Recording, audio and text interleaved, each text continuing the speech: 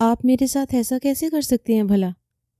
اتنے وقت میں تو گھر میں رکھے اور پالے گئے کسی پالتو جانور سے بھی انسیت ہو جائے، اس کے لیے بھی دل میں احساس جاگ جاتا ہے، بنا اس کے بولے اس کے درد کا احساس کیا جاتا ہے۔ تو کیا آپ کی نظر میں جانور سے بھی بدتر ہوں، جو آپ کو میری تکلیف نظر نہیں آتی؟ کیا میری اتنی خدمت بھی آپ کے دل میں میری جگہ نہیں بنا پائی؟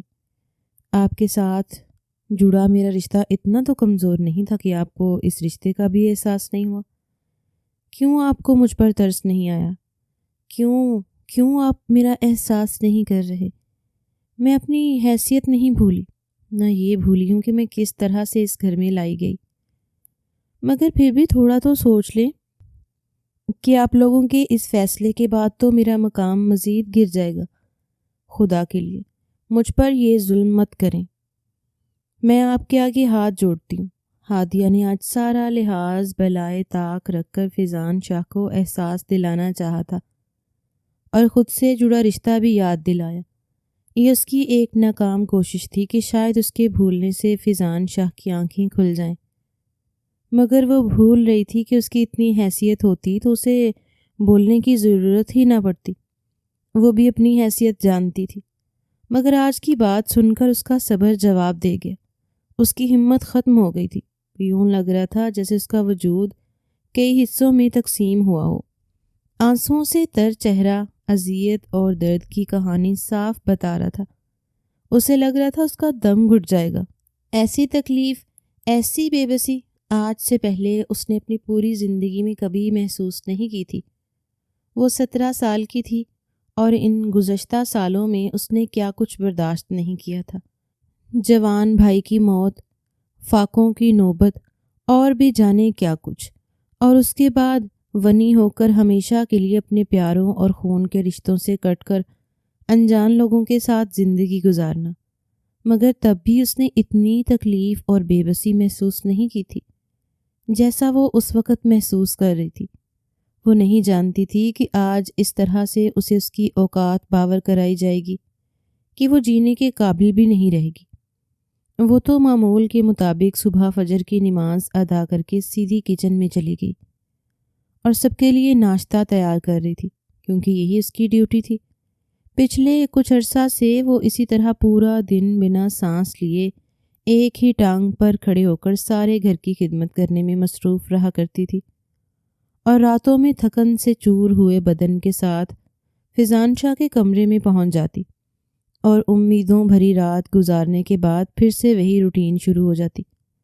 اس کی حیثیت کسی ملازمہ سے بھی بدتر تھی، کیونکہ ملازمہ کو دن میں تھوڑا سا وقت کام کرنے کے لیے بھی کافی زیادہ اجرت مل جاتی ہے، مگر وہ تو بنا کسی اجرت کے کام کیا کرتی تھی، مگر اپنے نصیب پر ہمیشہ صبر کا مظاہرہ کرتی تھی، کبھی کسی سے شکوہ نہیں کیا۔ آج بھی روز کی طرح وہ ناشتہ ٹیبل پر لگانے کے ساتھ چائے کی تیاری میں مصروف تھی، جب ڈرائنگ روم میں موجود فیضان شاہ اور ان کی والدہ کے درمیان ہوئی گفتگو اس کے کانوں میں پڑی۔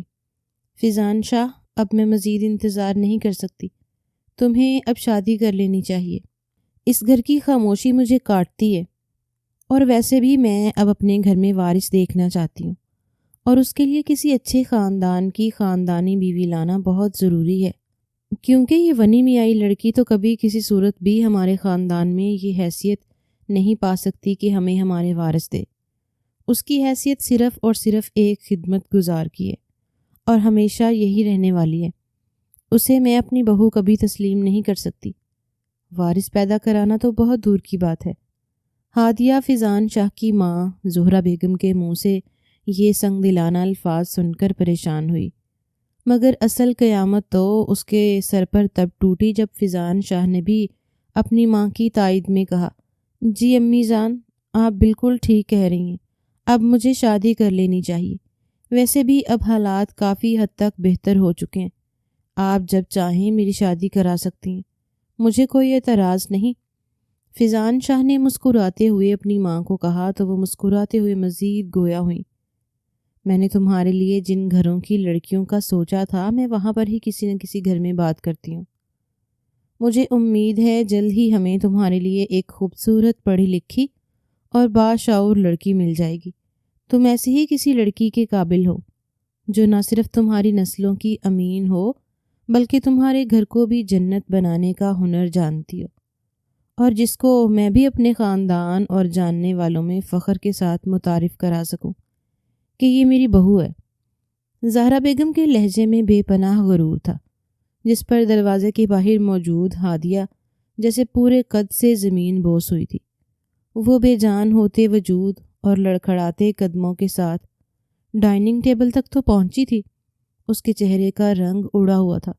بمشکل خود پر ضبط کے پہرے بٹھاتی بنا کسی کو سلام کیے اس نے تیزی سے چائے کی ٹرے ڈائننگ ٹیبل پر رکھنے کی کوشش کی، مگر اسی اثنا میں ایک کپ ٹرے سے لڑک کر زمین بوس ہوا تھا۔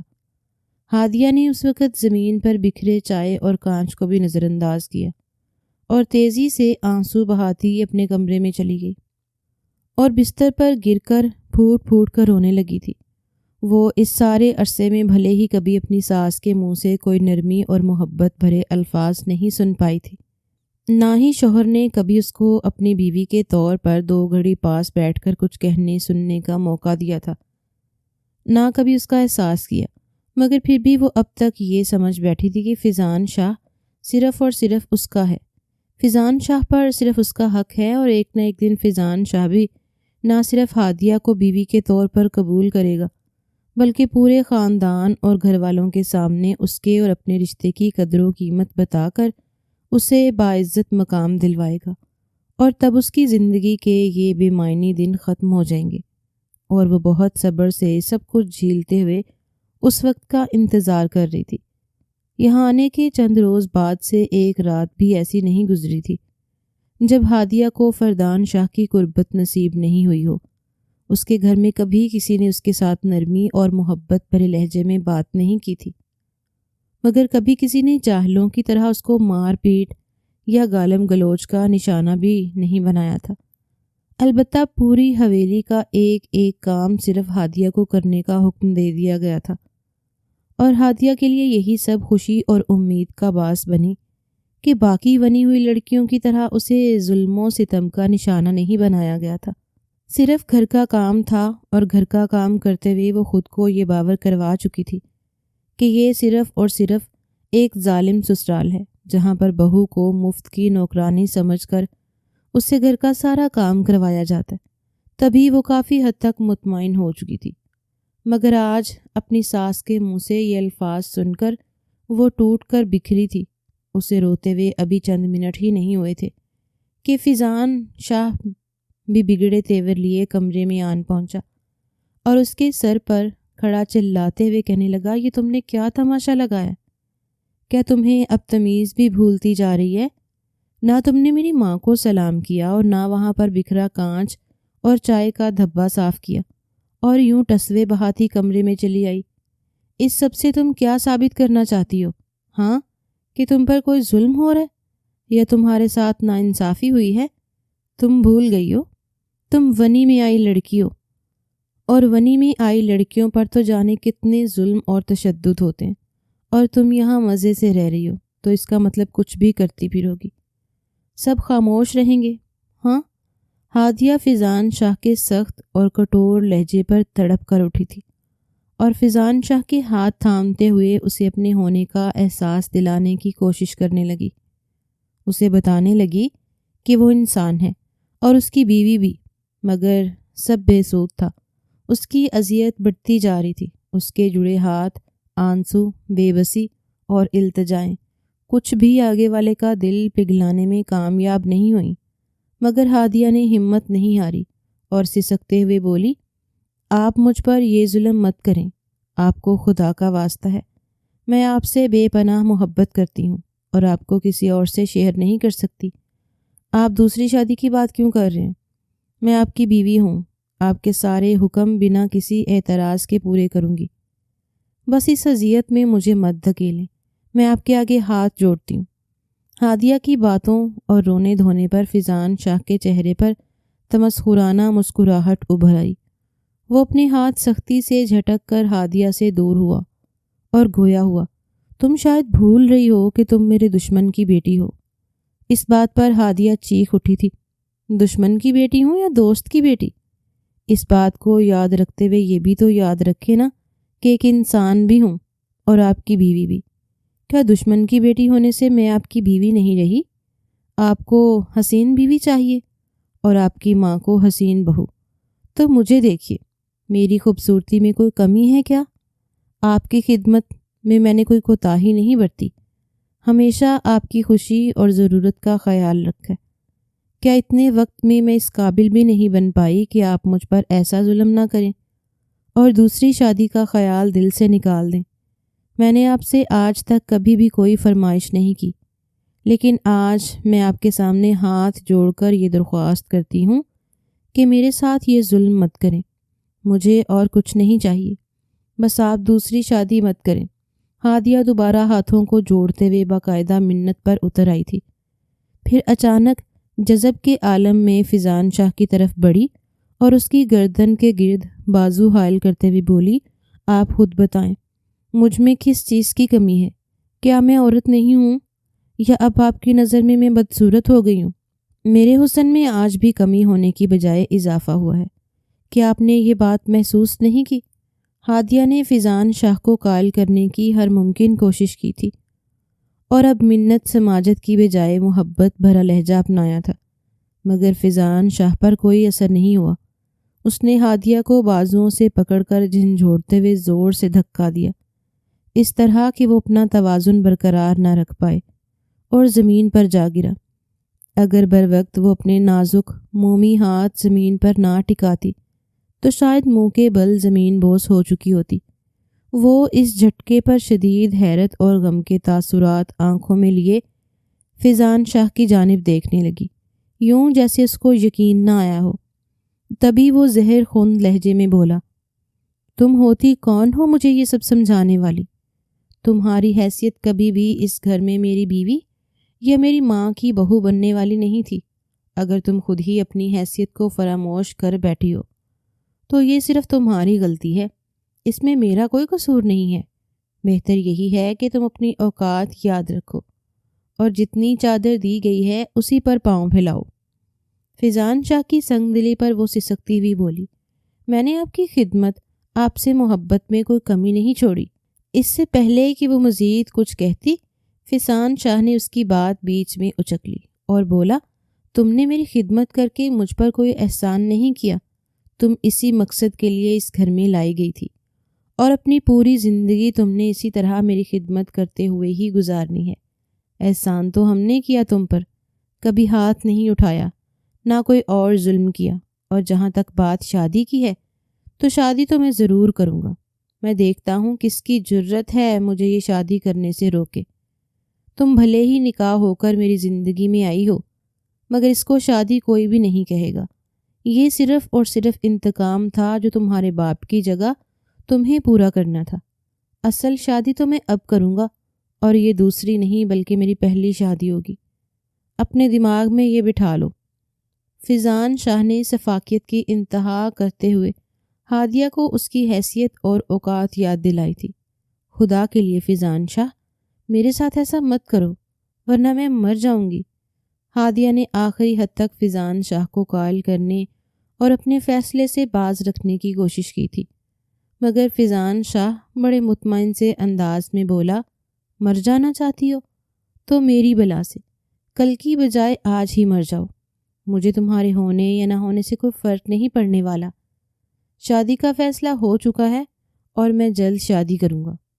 ہادیہ نے سسکتے ہوئے زخمی لہجے میں فیضان شاہ کو دیکھتے ہوئے دل سے بددعا دی، خدا کرے کہ تمہیں کبھی بھی وہ خوشی نصیب نہ ہو جس کی تلاش میں تم نکلی ہو۔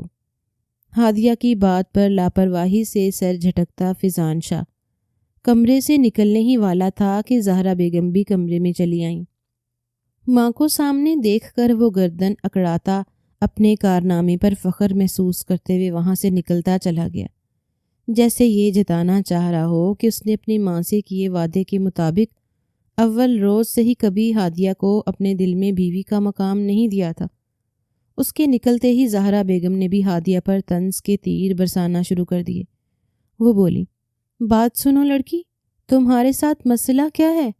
کیوں اس طرح رو رو کر نحوست پھیلا کر میرے بچے کی خوشی شروع ہونے سے پہلے ہی ختم کر دینا چاہتی ہو، اور تمہیں اب یہ اپنے خرافات اور اپنا منحوس چہرہ لے کر اس کمرے میں دفع ہو جانا چاہیے، اور جاتے جاتے اپنی استعمال کی ہوئی چیزیں بھی اس کمرے سے لے جاؤ۔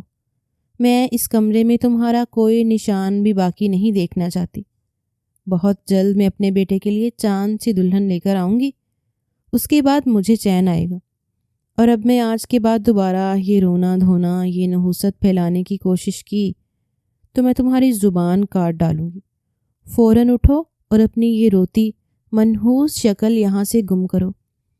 زہرا بیگم کمر پر ایک ہاتھ رکھے دوسرا نیچا کرتے بولتے ہوئے ہادیہ کو حکم دینے لگی، تو اس نے اپنے لب دانتوں تلے دبا کر اپنی سسکیوں کا گلا گھونٹا اور اٹھ کر کمرے میں موجود اپنے گنتی کے چند جوڑے ایک گٹھڑی سی بنائی اور کمرے سے نکلی تو زہرا بیگم مزید گویا ہوئیں۔ بولی، یہاں سے سیدھی اسٹور روم میں چلی جاؤ، اور آج کے بعد تمہاری جگہ وہیں پر ہے۔ اب میں دوبارہ کبھی بھی تمہاری طرف سے کوئی گستاخی یا بدتمیزی برداشت نہیں کروں گی۔ بہت ڈھیل دے رکھی ہے تمہیں، مگر تمہیں تو عزت راست نہیں آتی۔ زہرا بیگم کا اشارہ اس واقعہ کی جانب تھا جو ناشتے کی ٹیبل پر ہوا۔ ہادیہ اپنے کرلاتے دل کے ساتھ اسٹور روم میں چلی گئی اور وہاں پر موجود کاٹ کباڑ کو جیسے تیسے اکٹھا کر کے ایک بڑی سی چادر کے پیچھے چھپایا اور سامنے موجود چھوٹی سی جگہ کو اپنی رہائش کے قابل بنایا۔ اس کے بعد اسٹور روم میں جا کر نہا دھو کر کافی دیر تک آنسو بہاتے رہنے کے بعد صاف لباس پہن کر وہ اسٹور روم میں گئی اور جائنماز بچھا کر اللہ کے حضور سجدہ ریز ہو گئی۔ اس کی ہمیشہ سے یہ عادت رہی تھی کہ جب کبھی انسان اپنے رویوں سے اس کو مایوس کرتے تو وہ اللہ کے حضور سجدہ ریز ہو کر مدد کی درخواست کیا کرتی تھی، کیونکہ وہ دل سے اس بات پر یقین رکھتی تھی کہ ہر چیز کا خالق اور مالک وہی رب ہے، اور وہ چاہے تو کچھ بھی ہو سکتا ہے۔ کافی دیر تک اپنے رب سے راز و نیاز کرنے کے بعد جب ہادیہ کا دل ہلکا ہو گیا تو پرسکون ہوتے ہوئے اس نے اپنے آنسو صاف کر لیے۔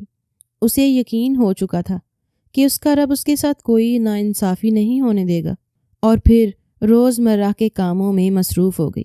دوسری جانب زہرا بیگم نے فیضان شاہ کو اشاروں کنایوں میں سختی سے یہ بات باور کرائی کہ اب وہ ہادیہ سے مزید کوئی تعلق نہیں رکھے گا اور اپنی آئندہ زندگی کے بارے میں سوچے گا۔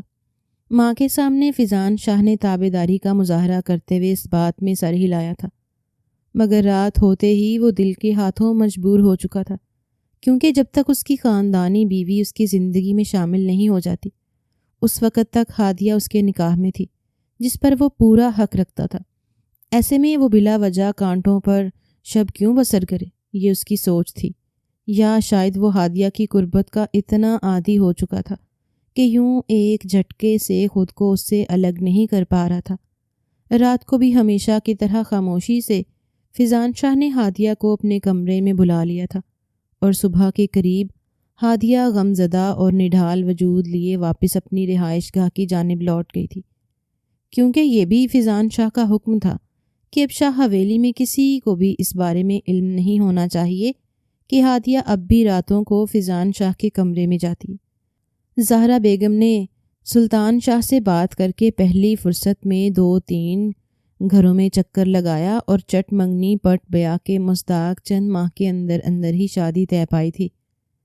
امارہ خان ایک سلجھے ہوئے اور تعلیم یافتہ گھرانے کی لڑکی تھی۔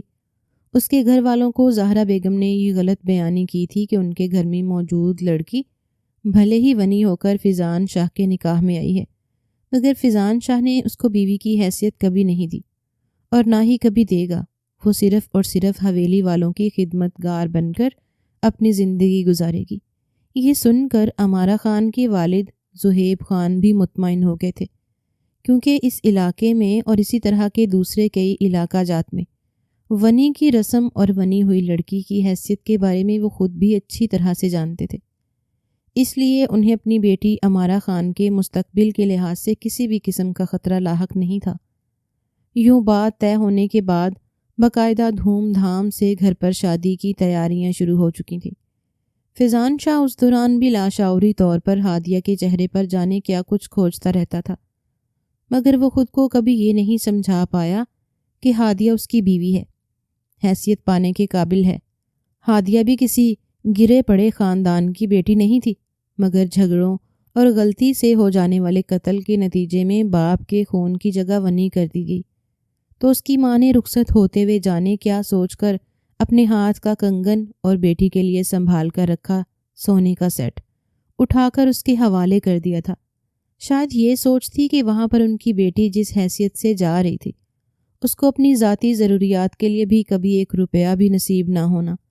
ایسے میں ہادیہ کی ماں کچھ نہ کچھ ازالہ کرنا چاہتی تھی، اور اس کے بعد سے اب تک ہادیہ نے اپنی کلائی سے ماں کا دیا وہ کنگن کبھی بھی جدا نہیں کیا تھا، جو کافی مہنگا تھا۔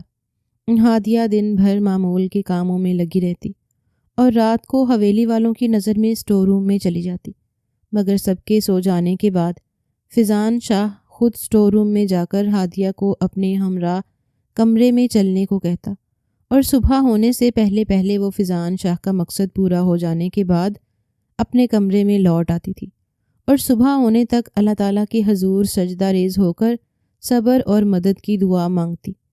آنکھ مچولی کا یہ کھیل شادی سے 10 روز پہلے تک جاری رہا تھا، مگر پھر شاید فیضان شاہ اس سے بیزار ہو گیا تھا، یا نئی نویلی منگیتر سے رات بھر بات کرنے کے لیے تنہائی چاہتا تھا، اس لیے ہادیہ کو اب راتوں میں نہیں بلاتا تھا، اور نہ ہی اس کو ہادیہ کی مزید ضرورت رہی تھی۔ مگر ہادیہ کچھ ہی عرصے میں فیضان شاہ کی محبت کی وجہ سے بری طرح ٹوٹ پھوٹ کا شکار تھی، اس بیگانگی کو سہ نہیں پا رہی تھی۔ شادی کے روز جب فیضان شاہ اپنی منموہنی سی دلہن کو پا کر بے حد خوش اور مسرور سا تھا، اس کے پیر زمین پر نہیں ٹکتے تھے۔ رات بھر وہ دونوں ایک دوسرے پر اپنا آپ لٹاتے رہتے، اور دوسری جانب ہادیہ اپنے نام نہاد شوہر کی قربت سے ہمیشہ کے لیے محروم ہو جانے پر بری طرح سے آنسو بہاتی رہتی تھی، مگر وہ اب بھی اپنے رب کی رحمت سے مایوس نہیں ہوئی تھی۔ وہ جانتی تھی کہ جو اس کے حق میں بہتر ہے اس کے لیے وہی فیصلہ ہی کیا جانا ہے، اور یہ بھی جانتی تھی کہ ہر فیصلے کا اپنا اپنا وقت مقرر ہے، اور مقررہ وقت سے پہلے اللہ تعالیٰ کوئی بھی فیصلہ نہیں فرماتا ہے۔ بے شک اللہ کے ہر کام میں مصلحتیں پوشیدہ ہیں، مگر انسان ان مصلحتوں کو کبھی بھی وقت آنے سے پہلے کھوج نہیں پاتا۔ نکاح ہو جانے سے پہلے تک ہادیہ پر امید رہی تھی کہ اللہ تعالیٰ اس کی دعائیں سنے گا، فیضان شاہ ناکام و نامراد لوٹے گا، مگر نکاح ہو جانے کے بعد وہ یہ سوچ کر صبر کر گئی تھی کہ شاید اللہ کو بھی اس کا مزید امتحان لینا مقصود ہے۔ اگلے روز صبح ہونے سے تھوڑی دیر پہلے غسل کرنے کی غرض سے امارہ خان باتھ روم میں موجود تھی، اور فیضان شاہ اس کی قربت سے ابھی بھی لطف اندوز ہوتے جانے کیا سوچ سوچ کر مسکراتے ہوئے بستر سے اٹھا۔ تبھی سامنے ٹیبل پر موجود کنگن دیکھ کر حیرت زدہ رہ گیا۔ اس کے دل میں خواہ مخواہ وہم سر اٹھانے لگے تھے، کہیں ہادیہ نے واقعی اپنے ساتھ کچھ کر نہ ڈالا ہو۔ ابھی وہ کنگن کو ہاتھ میں لیے پرسوچ نگاہوں سے ہادیہ کے بارے میں اندازے لگانے کی کوشش کر رہا تھا کہ امارہ خان باتھ روم سے باہر چلی آئی۔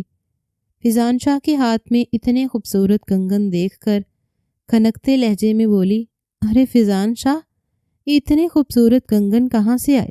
امارہ خان کے استفسار پر وہ ایک پل کے لیے گڑبڑایا تھا، مگر پھر فوراً چہرے کے تاثرات کو نارمل کرتے ہوئے مسکرا کر بولا، میری پیاری بیوی، تم اتنی خوبصورت ہو کہ میں کل رات تمہیں یہ کنگن دینا ہی بھول گیا تھا، یہ میں نے خاص تمہارے لیے بنوایا تھا۔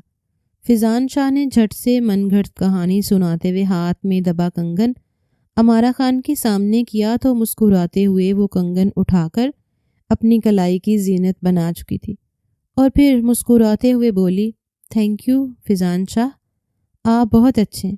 فیضان شاہ نے چہرے پہ مصنوعی مسکراہٹ سجاتے ہوئے امارہ خان کو مطمئن کیا، اور پھر اس کے دور ہوتے ہی بہانہ بنا کر کمرے سے نکلا اور تیزی سے اسٹور روم کی طرف بڑھ گیا تاکہ ہادیہ کی خیریت معلوم کر سکے، مگر راستے میں زہرا بیگم نے فیضان شاہ کو روک لیا اور گویا ہوئیں، فیضان بیٹا، تم اس طرف کیا کر رہے ہو؟ اس وقت تو تمہیں اپنی بیوی کے پاس ہونا چاہیے تھا۔ زہرا بیگم سوالیہ نظروں سے فیضان شاہ کا چہرہ جھانچتے ہوئے بولی، ہاں میں ہادیہ کو دیکھنے جا رہا تھا، کہیں اس نے خود کے ساتھ کچھ کر نہ لیا ہو۔ آپ جانتی ہیں اس کی کلائی کی زینت بنا کنگن آج میرے کمرے میں موجود تھا۔ اس کنگن کی وہاں پر موجودگی مجھے بری طرح سے ڈرا رہی ہے۔ ہادیہ نے مجھے دھمکایا تھا کہ اگر میں نے شادی کر لی وہ خود کو جان سے مار ڈالے گی۔ کہیں ایسا نہ ہو کہ اس نے سچ مچ۔ اس سے پہلے کہ فیضان شاہ مزید کچھ بولتا، زہرا بیگم نے ہاتھ اٹھا کر اس کو خاموش کروایا اور زہریلے لہجے میں گویا ہوئی، اب تمہیں اس کمتر لڑکی کی فکر پالنے کی کوئی ضرورت نہیں ہے۔ اس کے ساتھ جو بھی ہوا ہو دیکھی جائے گی، اور کنگن کی جہاں تک بات ہے تو اگر وہ یا اس کے ماں باپ ہماری حویلی کو سونے سے بھی بھر دیں تب بھی ہم یہ حقیقت فراموش نہیں کر سکتے کہ میرے بیٹے کو قتل کرنے والا اس کا باپ ہے۔ اس لیے اس کنگن کے اپنے کمرے میں موجودگی پر اتنا حیران مت ہو اور خاموشی سے اپنے کمرے میں لوٹ جاؤ۔ ایسا نہ ہو کہ امارہ خان کو تمہارے اور ہادیہ کے بارے میں کچھ شک ہو۔ تم اچھی طرح جانتے ہو میں نے کیا کہہ کر یہ رشتہ کروایا ہے۔ اگر انہیں اس حقیقت کے بارے میں ذرا سی بھی بھنک پڑ گئی تو گڑبڑ ہو سکتی ہے۔ یہ بات اپنے دماغ میں اچھے سے ذہن نشین کر لو۔ زہرا بیگم نے فیضان شاہ کو ٹوکتے ہوئے نہ صرف کمرے میں لوٹ جانے کا حکم دیا تھا بلکہ بازو سے پکڑ کر خود ہی کمرے کے دروازے تک چھوڑنے گئی تھی۔ جبکہ زہرا بیگم کی باتیں سنتی ہوئی ہادیہ نے کرب سے آنکھیں میچ لی تھیں۔ یہی وہ حقیقت تھی جس نے اس کی زندگی میں زہر گھول کر رکھ دیا تھا۔ اگر وہ فیضان شاہ کی زندگی میں باعزت طریقے سے بیاہ کر داخل ہوئی ہوتی تو حالات آج شاید مختلف ہوتے۔ شاید اپنی نئی نویلی بہو کے لیے زہرا بیگم جس طرح سے پریشان ہو رہی تھیں اسی طرح ہادیہ کو لے کر اپنے بیٹے کو نصیحتیں کر رہی ہوتی۔ اس کی طبیعت پہلے ہی کافی گری گری سی تھی، مگر اب زہرا بیگم کے الفاظ نے اس کو مزید دکھ میں مبتلا کر دیا تھا۔ وہ روتے بکھرتے ہوئے زمین پر بیٹھتی چلی گئی۔ تھوڑی دیر میں اس کے لیے بلاوا آ گیا تھا جس کے مطابق اسے ناشتے کی تیاری کرنا تھی جو اس کا روز کا معمول تھا۔ اپنی تکلیف سے نظریں چراتے ہوئے ہادیہ آنسو صاف کرتے ہوئے کچن میں جا پہنچی تھی۔ امارہ خان حویلی میں پہلے ہی روز ہادیہ کے کاموں میں اضافہ کرتی چلی گئی۔ اسے ناشتہ سب سے الگ انداز میں کرنا پسند تھا تو دوپہر کے کھانے میں بھی وہ جانے کیا کیا عالم غلم کھانا پسند کرتی اور دوسرے بھی کئی شاہانہ حکم دھڑلے سے کرتی۔ امارہ خان بھی اس بات پر مطمئن تھی کہ یہ لڑکی سب کے لیے صرف ملازمہ کی حیثیت رکھتی اور امارہ خان کے آگے بھی سر اٹھانے کی جرت کبھی نہیں کر پائے گی، کیونکہ وہ فیضان شاہ کی خاندانی بیوی تھی جسے پورے قبیلے کے سامنے وہ پوری عزت اور وقار کے ساتھ بیاہ کر اس حویلی میں لے کر آیا تھا۔ ہادیہ روز بروز کمزور ہوتی جا رہی تھی جبکہ امارہ خان فیضان شاہ کی محبت میں پہلے سے زیادہ کھلے کھلے سے رنگ اور بھرے بھرے وجود کے ساتھ مزید خوبصورت ہوتی جا رہی تھی۔ ایک روز سب سے نظر بچا کر اپنا کام ختم کرنے کے بعد اسٹور روم میں آرام کرنے کے بجائے ہادیہ خاموشی سے حویلی سے نکلی اور اپنے آپ کو مکمل طور پر چادر میں چھپائے ایک ہسپتال جا پہنچی تاکہ اپنی طبیعت اور دل میں پیدا ہونے والے خدشے کی تصدیق کر پائے۔ اور جب ڈاکٹر نے اس کی سوچ کے مطابق اس کو ماں بننے کی خوشخبری سنائی تو وہ خوشی سے پھولے نہیں سما رہی تھی اور اس کو خدا کی مدد گرانتے ہوئے چھپتی چھپاتی واپس حویلی پہنچی تھی اور اپنے کمرے میں جائے نماز پر سجدہ ریز ہو کر اللہ کا شکر بجا لاتی نہیں تھک رہی تھی، اور ساتھ نہ چاہتے ہوئے بھی یہ دعا بھی کر بیٹھی تھی کہ خدا کرے فیضان شاہ کی دوسری بیوی جس کو وہ بڑے غرور کے ساتھ سب کے بیچ لیے پھرتا تھا اور اس کی خوشی اور صحت کی بھی پرواہ کرتا تھا، وہ کبھی بھی فیضان شاہ کو وارث کی خوشی نہ دے پائے۔ تب شاید نہ چاہتے ہوئے بھی فیضان شاہ اور اس کی والدہ ہادیہ کو قبول کر لیں اور وہی مقام دینے پر مجبور ہو جائیں جو مقام پانے کی وہ بھی اتنی ہی حقدار تھی جتنی کہ فیضان شاہ کی دوسری بیوی امارہ خان۔ مگر ایک بار پھر سے اس کی دعائیں رد کر دی گئی تھیں۔ شاید ہر کسی کو اللہ کے حضور گڑ گڑا کر مانگنے پر ہر وہ چیز نہیں مل جاتی جو وہ مانگتا ہے، کیونکہ کبھی اللہ دے کر آزماتا ہے تو کبھی اللہ لے کر آزماتا ہے۔ انسان پر فرض ہے کہ وہ اگر مل جائے تو شکر ادا کرے اور اگر نہ ملے تو بھی صبر شکر کر کے اپنے رب کے حضور جھکا رہے اور سرکشی کی کوشش نہ کرے۔ نہ ہی سیدھے راستے سے بھٹکنے یا شرک کرنے جیسا گناہ کبیرہ کرے۔ فی الحال ہادیہ کے ساتھ بھی یہی سب ہونے جا رہا تھا۔ فی الحال اللہ تعالیٰ مسلسل اس سے لے کر اس کے صبر کو آزمائے رہا تھا۔ شادی کے صرف ایک ہی ماہ بعد فیضان شاہ کی بیوی امارہ خان کو بھی وہی خوش نصیبی ہو چکی تھی۔ ہسپتال سے فیضان شاہ اس کو کندھوں سے تھام کر سہارا دیتے ہوئے احتیاط کے ساتھ سب کے درمیان بٹھاتے ہوئے خوشی سے گویا ہوا، امارہ میری زندگی کی سب سے بہترین خوشی مجھے دینے والی ہے، میں بہت جلد باپ بننے والا ہوں۔ فیضان شاہ محبت پاش نگاہوں سے اپنی بیوی امارہ خان کی جانب دیکھتے ہوئے فرتے جذبات سے بولا تھا، اور امارہ خان خوشی اور شرم سے گلنار چہرہ لیے مسلسل مسکرا رہی تھی، جبکہ دوسری جانب کچن میں کھڑی ہادیہ قسمت کے اس وار پر حیرت زدہ تھی۔ سلمان شاہ بہو کے سر پر ہاتھ رکھ کر دعا دیتے ہوئے کسی کام کی غرض سے حویلی سے باہر چلے گئے، اور زہرا بیگم اپنی بہو امارہ خان کو اس کے کمرے میں لے کر جانے کی غرض سے کھڑی ہوئیں اور گویا ہوئیں، بیٹا اس حالت میں تمہیں زیادہ سے زیادہ آرام اور اچھی خوراک کی بے حد ضرورت ہے، آخر کو تم ہمیں وارث دینے والی ہو جس کی نہ جانے کتنے وقت سے چاہ تھی، چلو میں تمہیں کمرے تک لے چلتی ہوں۔ یہ کہتے ہوئے زہرا بیگم نے مسکراتے ہوئے امارہ خان کے بازو کو نرمی سے تھاما، اور امارہ خان اس عزت اور قدردانی پر فخر سے گردن اکڑائے زہرا بیگم کے ساتھ کمرے میں جانے کے لیے اٹھ کھڑی ہوئی تھیں۔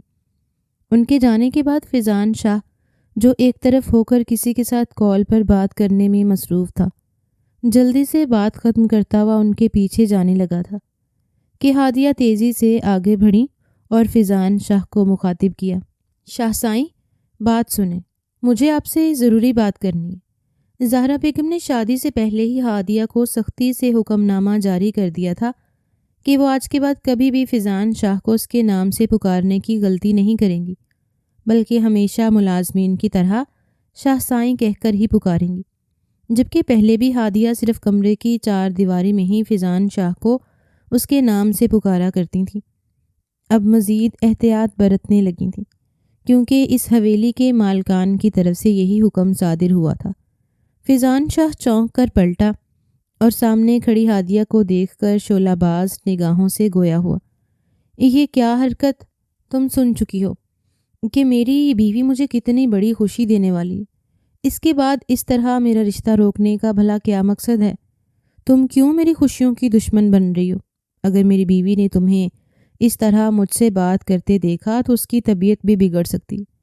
فیضان شاہ نے سختی سے کہتے ہوئے ہادیہ سے استفسار کیا تھا، جس پر وہ تیزی سے نم ہوتی آنکھوں کو سر جھکا کر اس بے رحم شخص سے چھپانا چاہ رہی تھی۔ اس کو اس طرح سے سر جھکاتا دیکھ کر فیضان شاہ ایک بار پھر سے بری طرح سے بیزار ہوا تھا اور سختی سے بولا، اب جلدی چلو، جو بھی بات کرنی ہے، اور کان کھول کر سن لو، آج کے بعد کبھی بھی مجھے مخاطب کرنے کی یا مجھ سے کوئی بھی بات کرنے کی کوشش مت کرنا۔ اس کے اس طرح کہنے پر ہادیہ نے مزید کوئی بھی لمبی چوڑی تمہید باندھنے کی بجائے صاف الفاظ میں کہا، شاہ سائیں میں بھی ماں بننے والی ہوں، مجھے بس یہی آپ کو بتانا تھا۔ ہادیہ کا اتنا کہنا تھا کہ فیضان شاہ غصے سے بھڑکتا ہوا تلخ لہجے میں گویا ہوا، تو اب تم مجھے میری بیوی سے دور کرنے کے لیے اس قسم کے اوچھے ہتھ کنڈے استعمال کرو گی؟ آج جب تم نے امارہ خان کے بارے میں یہ خبر سنی تو یوں اچانک کھڑے کھڑے تمہیں بھی الہام ہو گیا کہ تم بھی ماں بننے والی ہو؟ فیضان شاہ نے نفرت اور سنگ دلی کی انتہا کرتے ہوئے ہادیہ کو بے نکت سنا ڈالی تھی، جس پر ہادیہ تڑپ کر بولی، میں سچ کہہ رہی ہوں، آپ میری بات کا یقین کریں یا نہیں وقت آپ کو خود ہی بتا دے گا، البتہ اتنا ضرور کہنا چاہوں گی کہ میں آج سے نہیں بلکہ 3 ماہ سے پریگننٹ ہوں، بس آپ کو بتانے کا موقع نہیں ملا کیونکہ آپ تو مجھے 2 کوڑی کا سمجھ کر بھول چکے ہیں۔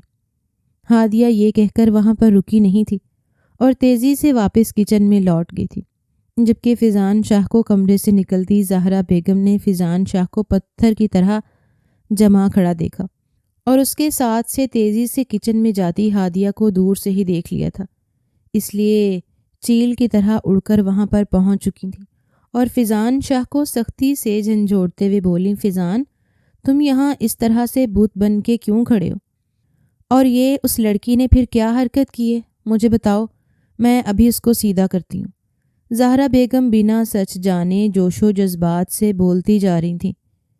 تب فیضان شاہ کو کھوئے کھوئے لہجے میں بولا، امی وہ کہتی ہیں وہ بھی 3 مہینے سے ماں۔ فیضان شاہ ابھی تک اس قدر سکتے کے عالم میں تھا کہ ماں کے استفسار پر بے ربط سے الفاظ میں بول رہا تھا۔ کیا مطلب؟ کیا کہتی ہے؟ کیا 3 ماہ سے؟ سیدھی طرح سے بتاؤ۔ زہرا بیگم نے فیضان شاہ کو بری طرح جھنجھوڑ کے سکتے سے ہوش کی دنیا میں لانے کی کوشش کی۔ اس نے ایک بار پھر سے وہی جملہ دہرایا تھا، ماں، ہادیہ کا کہنا ہے کہ وہ بھی ماں بننے والی ہے۔ اگر ایسا ہوا تو حویلی میں سب کو اس بارے میں خبر ہو جائے گی، اور میری بیوی امارہ خان بھی میرے اور ہادیہ کے اس پوشیدہ رشتے کے بارے میں سب کچھ جان جائے گی۔ فیضان شاہ اس وقت امارہ خان کی حالت کے پیش نظر اس کی ناراضگی سے خوف زدہ ہو رہا تھا۔ زہرا بیگم کو فیضان شاہ کے منہ سے یہ الفاظ سن کر جھٹکا لگا تھا۔ وہ اس سے گویا ہوئیں، میں نے تم سے کہا تھا کہ تم اس لڑکی سے دور رہو گے، اس کا مطلب تم نے میری بات نہیں مانی اور ویسے ہی اس سے تعلق رکھا۔ خیر پریشان مت ہو، میں سب کچھ سنبھال لوں گی۔ کل ہی اس لڑکی کو ڈاکٹر کے پاس لے کر جاتی ہوں اور اس کا بندوبست کرواتی ہوں۔ ڈاکٹر سے کہوں گی کہ وہ اس کو کچھ ایسی دوا دے دے جس سب کچھ یہیں پر ہی ختم ہو جائے، اور کسی کو اس معاملے کی کانوں کان خبر نہیں ہونی چاہیے۔ اب تم اپنے کمرے میں جاؤ۔ زہرا بیگم نے فیضان شاہ کو غصے سے شرمندہ کرتے ہوئے تسلی بھی ساتھ میں دے ڈالی تھی، اور اپنے کہے کے مطابق اگلے ہی روز جب امارہ خان کے آرام کا وقت ہوا تو زہرا بیگم ہادیہ کو اپنے ہمراہ لے کر ایک معمولی سے کلینک پر چلی گئیں، اور وہاں پر موجود لیڈی ڈاکٹر سے پہلے ہادیہ کے دعوے کی تصدیق کروائی، اور اس کے بعد کہا کہ ڈاکٹر، اس کی عمر بہت چھوٹی ہے اور ابھی یہ بہت کمزور بھی ہے، اس لیے ہم کوئی خطرہ مول نہیں لینا چاہتے۔ آپ اس کو کوئی ایسی دوا دے دیں جس سے یہ سب کچھ ختم ہو جائے۔ زہرا بیگم نے جھوٹی داستان سناتے ہوئے ڈاکٹر کو قائل کرنا چاہا، کیونکہ وہ نہیں جانتی تھیں کہ کسی کو بھی اس بارے میں خبر ہو کہ فیضان شاہ ونی میں آئی بیوی ماں بننے والی ہے۔ مگر ڈاکٹر نے نہایت عجیب سی بات کہتے ہوئے زہرا بیگم کو بلبلانے پر مجبور کر دیا تھا۔ وہ گویا ہوئیں، ہم معذرت خواہ ہیں، اب کافی دیر ہو چکی ہے، 3 ماہ سے اوپر کا وقت ہو گیا، اور 3 ماہ یا اس کے بعد ہم یہ سب نہیں کر سکتے، اس سے ماں کی جان کو خطرہ ہوتا ہے، اس لیے اب آپ لوگ اس کے آرام اور خوراک کا خاص خیال رکھیں، باقی جو اللہ کو منظور ہوگا دیکھی جائے گی۔ ڈاکٹر نے پیشہ ورانہ انداز میں مسکرا کر زہرا بیگم کے سر پر بم پھوڑا تھا۔ زہرا بیگم ڈاکٹر کی بات سن کر تلملاتی ہوئی کلینک سے باہر نکلی تھیں، اور باہر نکلتے ہی بگڑے تیور لیے ہادیہ کی جانب مڑی اور جھنجھوڑتے ہوئے بولی، وہ تو مرد ہے، جب جی چاہے کچھ بھی کرتا رہے، کون روک سکتا ہے؟ تمہیں اپنی حیثیت یاد رکھنی چاہیے تھی۔ کیا سوچ کر 3 مہینے سے یہ پوٹ پال رہی ہو؟ ہاں، تمہیں کیا لگا کہ اس طرح منہ چھپا کر بچہ پیدا کرنے سے تمہیں بھی بہو کی حیثیت مل جائے گی؟ بھول ہے تمہاری طرح یہ بچہ بھی کوئی حیثیت نہیں رکھتا، آئی سمجھ؟ زہرا بیگم اس کو کوستی ہوئی گاڑی میں جا بیٹھی۔ ہادیہ ذلت و تکلیف کے احساس سے دوہری ہوتی جا رہی تھی۔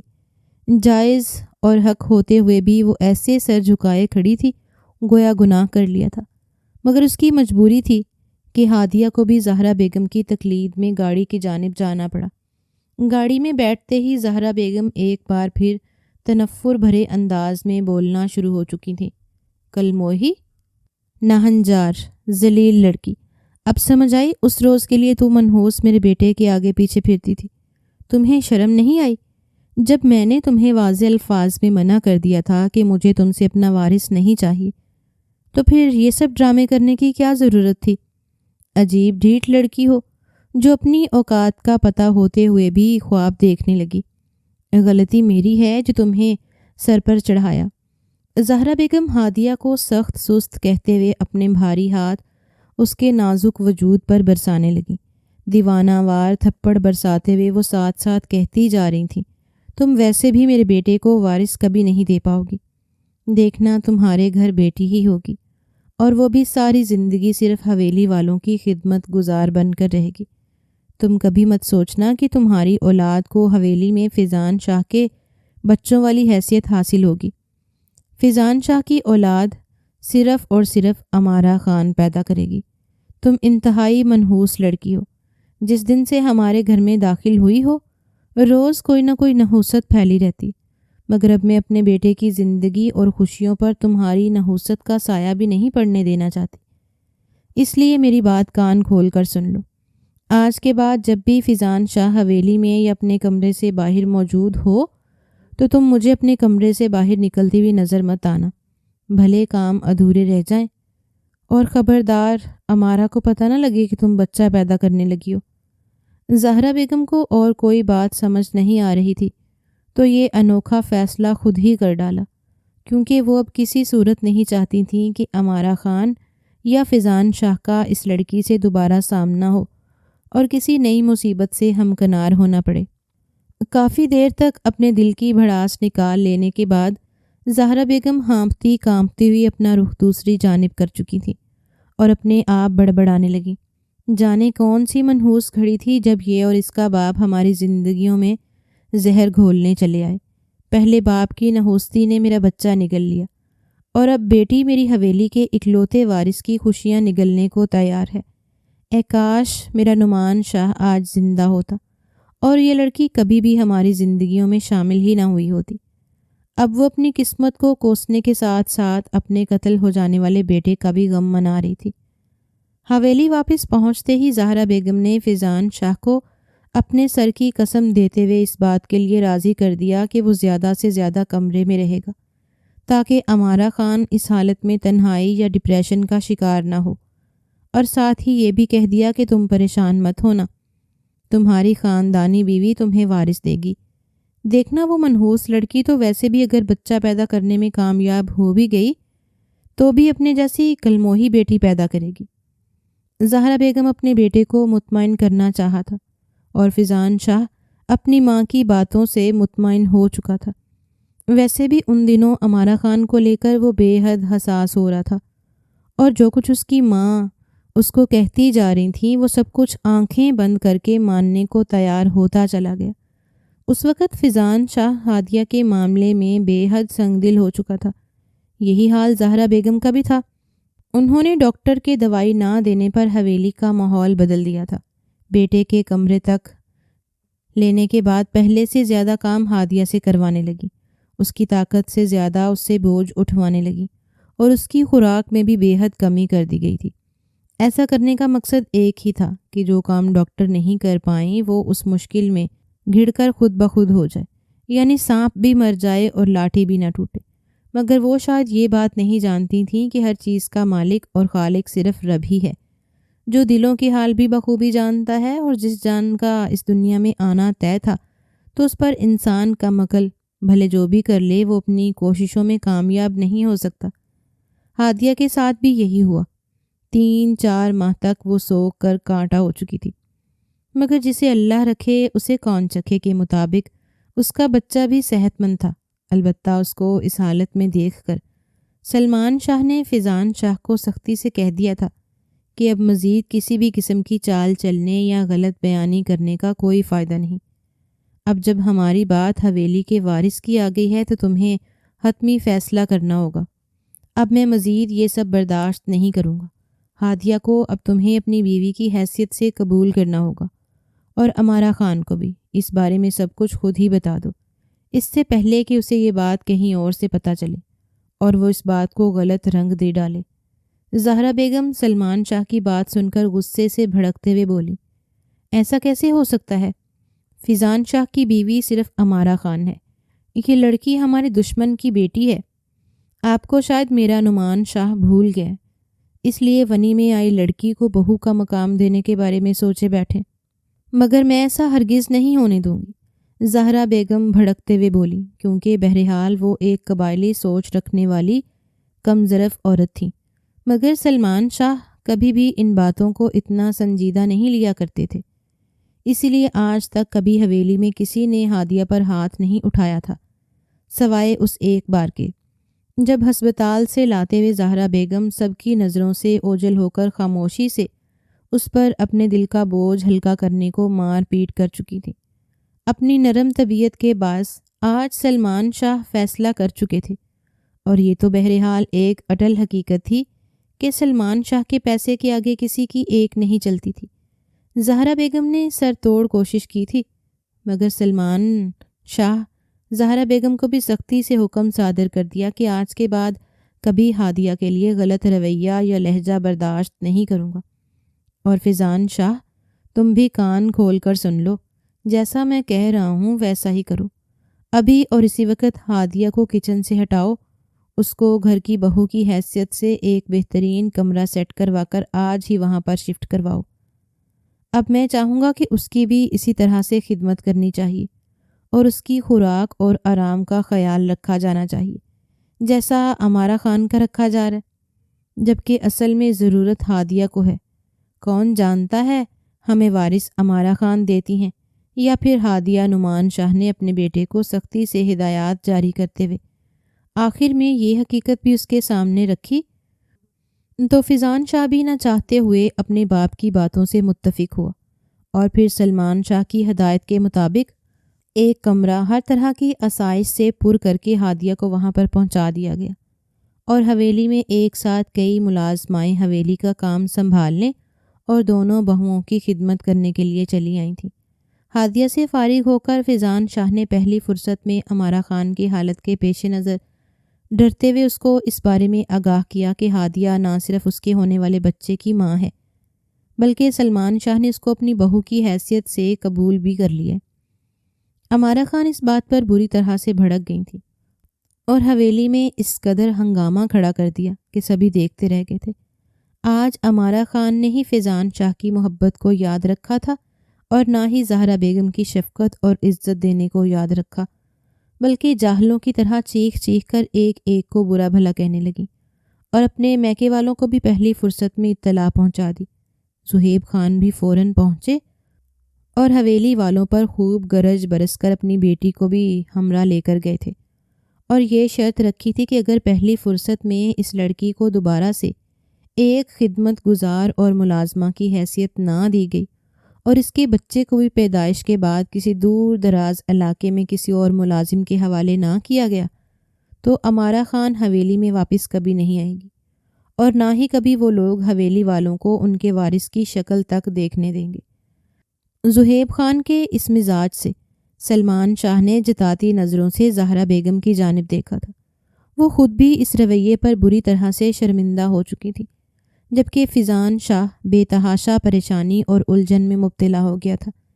ایک طرف سلمان شاہ کے سمجھانے پر وہ ہادیہ کے بارے میں بھی فکر مند ہو رہا تھا، تو دوسری جانب امارا خان کا رویہ اور زہیب خان کا فیصلہ اسے الجھا رہا تھا، مگر یہ بات تو طے تھی کہ وہ دونوں میں سے کسی ایک کا انتخاب اب کبھی نہیں کرنے والا تھا۔ اس کو اس طرح پریشان دیکھ کر نعمان شاہ نے کندھے پر ہاتھ رکھتے ہوئے مخاطب کیا، فیضان شاہ، تم ان چھوٹے موٹے جھگڑوں سے بالکل مت گھبرانا، سب کچھ ٹھیک ہو جائے گا، بس تم نے جو فیصلہ کر لیا ہے اب اس پر ڈٹے رہنا۔ فیضان شاہ نے اپنے باپ کی نصیحت اور تسلی پر سوالیہ نگاہوں سے ان کی جانب دیکھتے ہوئے کہا تھا، مگر بابا جان، مجھے سمجھ نہیں آ رہی کہ اگر زہیب خان اپنی بات پر قائم رہے تو میں کس طرح امارا خان کو واپس لے کر آؤں گا۔ اس کا یہ سوچنا بھی بجا تھا، مگر تب سلمان شاہ نے پرسوچ نگاہوں سے اس کی جانب دیکھتے ہوئے کہا، اس کا بھی ایک حل ہے میرے خیال میں۔ تمہاری ساس زرقا بیگم ایک معقول اور سلجھی ہوئی عورت ہے، وہ تحمل سے تمہاری بات سنے گی بھی اور اپنی بیٹی کو بھی ضرور سمجھائے گی۔ میرا مشورہ ہے کہ تم پہلی فرصت میں زہیب خان کے علم میں لائے بغیر اپنی ساس سے ملو اور اسے اپنی پریشانی بتاؤ۔ فیضان شاہ اپنے باپ کی بات پر بولا، ٹھیک ہے بابا جان، میں کل ہی زرقا آنٹی سے ملتا ہوں اور میں ہادیہ کے بارے میں سب کچھ سچ سچ بتا دوں گا، اس کے بعد دیکھتے ہیں کہ آگے کیا ہوتا ہے۔ زہرا بیگم اس سب کے دوران مسلسل خاموشی سے دونوں باپ بیٹے کی گفتگو سنتی رہی تھیں، مگر زبان سے ایک لفظ بھی ادا نہیں کر پائی تھیں۔ شاید آج کے روز امارا خان نے اس قدر بدلحاظی کر کے زہرا بیگم کو بھی اپنا احتساب کرنے پر مجبور کر دیا تھا۔ ہادیہ بھلے ہی ونی ہو کر اس حویلی میں آئی تھی، مگر بے حد سعادت مند اور خدمت گزار لڑکی تھی۔ فیضان شاہ اور زہرا بیگم کے ہر قسم کے رویے کو خاموشی اور صبر سے برداشت کیا تھا۔ کبھی بھی ایسا نہیں ہوا تھا کہ ماں کے رویے کی بیٹی کو شکایت کرنے کی کوشش کی ہو، یا دونوں ماں بیٹے کے رویے پر کبھی سلمان شاہ سے شکوہ کیا ہو۔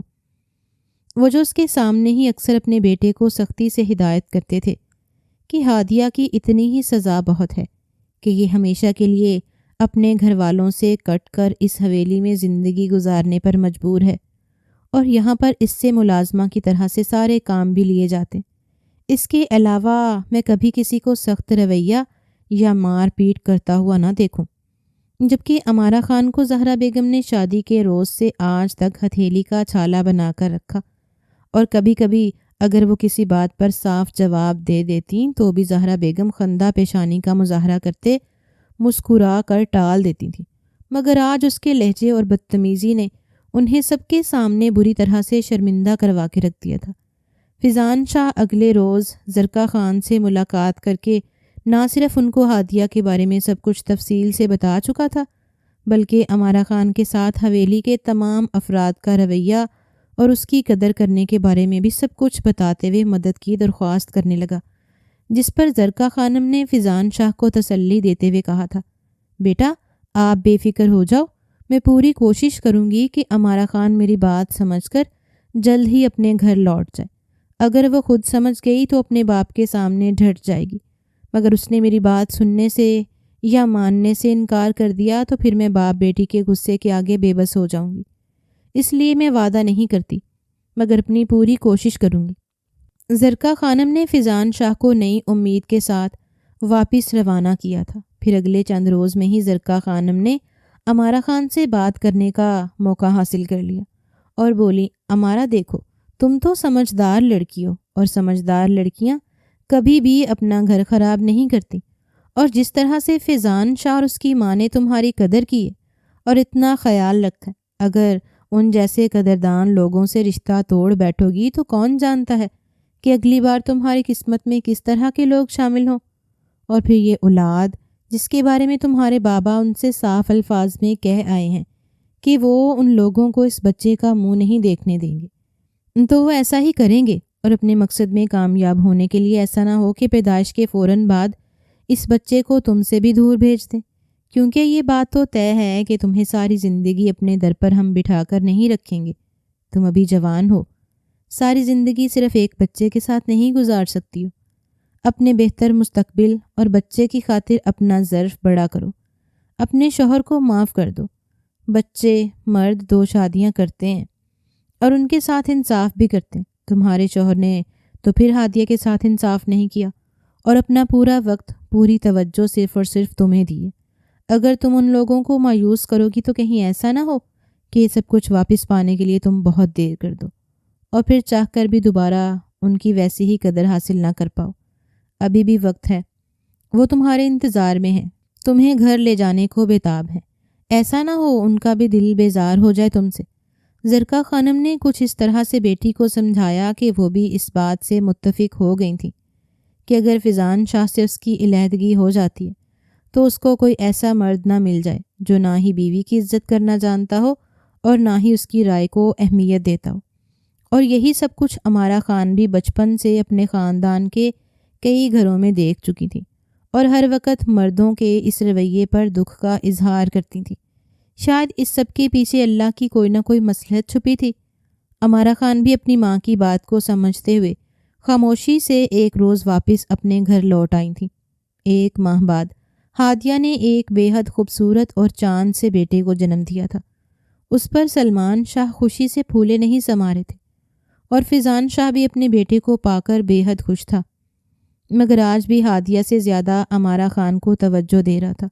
2 ماہ کے بعد امارہ خان کے ہاں ایک صحت مند اور خوبصورت بیٹی کی پیدائش ہوئی تھی، اور اس کے ساتھ ہی چند پیچیدگیوں کے باعث ڈاکٹر نے یہ اطلاع پہنچائی تھی کہ امارہ خان اب کبھی ماں نہیں بن سکے گی۔ اس بات پر فیضان شاہ تھوڑا سا پریشان اور شرمندہ ہوا تھا، کیونکہ اس کے پاس وارث تو ہادیہ کے بیٹے کی صورت میں پہلے ہی موجود تھا۔ البتہ امارہ خان جو بے حد غرور کرتی تھیں اور ہر وقت گردن اکڑا کر رکھتی تھیں۔ اسے اپنے غرور کی سزا ملی تھی۔ زہرا بیگم کے لیے بھی یہ اطلاع غمگین اور شرمندہ کرنے کے لیے کافی تھی کہ امارہ خان صرف اور صرف ان کی حویلی کو ایک بیٹی ہی دے پائی تھی۔ اگر سلمان شاہ کے حکم پر مجبوری کے تحت زہرا بیگم خاموش نہ ہوئی ہوتیں اور دوبارہ سے اسی طرح ہادیہ کے بچے کو نقصان پہنچانے کی کوششیں کرتی تو شاید ساری زندگی کسی سے نظر ملانے کے قابل نہ رہتی۔ ہادیہ کو اب اس موقع پر آ کر اللہ کی مصلحت دکھائی دی تھی، کیونکہ امارہ خان کی جانب سے خوشخبری ملنے پر ہادیہ نے اللہ سے نہ چاہتے ہوئے بھی شکوہ کیا تھا کہ جب قرآن اور حدیث میں کہیں بھی ونی کے ساتھ اس طرح کا رویہ اپنانے کا حکم نہیں ملتا اور نہ ہی اجازت ہے، تو پھر اتنی دعاؤں اور عبادتوں کے باوجود ہادیہ اس قدر ذلت اور رسوائی کی زندگی جینے پر کیوں مجبور ہے، اور اللہ اس کی دعاؤں کو کیوں نہیں سنتا؟ مگر اب وہ اپنی شکایتوں پر شرمندہ ہوتے ہوئے رب کے حضور سجدہ ریز ہو گئی تھی اور دل میں اپنے رب سے مخاطب تھی، اے اللہ، اگر میں ساری زندگی تیرا شکر بجا لاتی رہوں تو تب بھی تیرے عطا کردہ احسانات کو ادا نہیں کر پاؤں گی۔ اور فیضان شاہ، جس نے پہلے کبھی بھی ہادیہ کو بیوی کی حیثیت سے نہیں دیکھا تھا بلکہ ایک باندھی کی طرح ہی اس سے پیش آتا تھا، آج اس سے بات کرتے ہوئے خود بخود فیضان شاہ کا لہجہ نرم ہو جایا کرتا اور اس کے لہجے میں نفرت اور حقارت بھی دیکھنے سے نہیں ملتی تھی۔ وہ اب سب کچھ پہلے جیسا چاہتا تھا، مگر ہادیہ کا اتنا بڑا ظرف نہیں ہو رہا تھا کہ سب کچھ بھلا کر ویسے ہی سر تاپا فیضان شاہ کی محبت میں گرفتار ہو جاتی، جس شخص نے اس کو خاندانی بیوی ملتے ہی یکسر فراموش کر دیا تھا۔ ہادیہ کو وہ لمحات ابھی بھی گہرے رنج میں مبتلا کر دیتے تھے۔ جب امارہ خان کی جانب سے خوشخبری ملنے پر اس نے سوچا کہ آج اس کو خاموش نہیں رہنا چاہیے، اور وہ کس مشکل سے فیضان شاہ تک رسائی حاصل کر پائی تھی۔ اس پر مزید ستم یہ کہ سنگدلی کی انتہا کرتے ہوئے فیضان شاہ نے خوشی کا اظہار کرنے کی بجائے ہادیہ کو اپنی خوشیوں کا غاضب اور جانے کیا کہہ کر دھتکار دیا تھا، اور ماں کی باتوں میں آ کر اس کے بچے کو مارنے پر بھی افسوس ظاہر نہیں کیا تھا۔ زہرا بیگم نے بھی سب سے چھپ کر ایک روز ہادیہ سے اپنے گزشتہ رویوں کی معافی مانگی تھی اور ننھے نعمان شاہ کو اس کی گود سے لے کر سینے سے لگا لیا تھا۔ بے شک اللہ چاہے تو کچھ بھی ہو سکتا ہے۔ قبائلی علاقہ جات میں ونی کے طور پر نکاح میں آئی لڑکی کے لیے اس قسم کی سوچ کے بارے میں سوچنا کسی خواب سے زیادہ حیثیت نہیں رکھتا، مگر ہادیہ نے صبر اور اللہ پر کامل یقین رکھ کر ناممکن سے ممکن تک کا سفر طے کر لیا تھا۔